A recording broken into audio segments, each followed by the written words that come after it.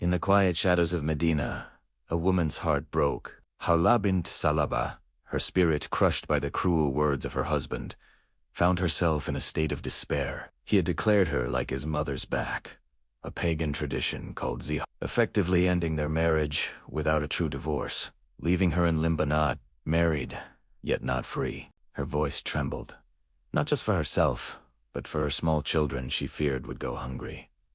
Where could she turn? Who would listen to the cries of a lone, powerless woman against a deeply rooted custom? She turned to the Prophet, peace be upon him, but the answer was not yet revealed. In her desperation, with tears streaming down her face, she raised her hands and her voice to the heavens. She didn't shout, she didn't cause a scene. She poured out her pain, her fear, her plea for justice directly to her Creator. She complained to Allah.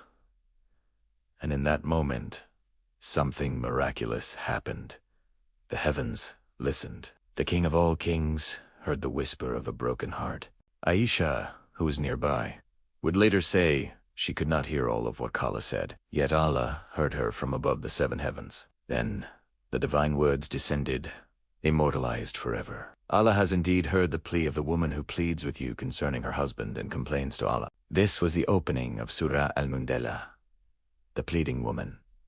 It wasn't just a verse, it was a revolution. Allah himself intervened, not just for Kala, but for all women, for all time. He condemned the cruelty of zihar, nullifying an unjust tradition and replacing it with a path of mercy and dignity. He showed that in Islam, there is no place for verbal abuse or emotional cruelty that tears families apart. This surah teaches us a profound truth.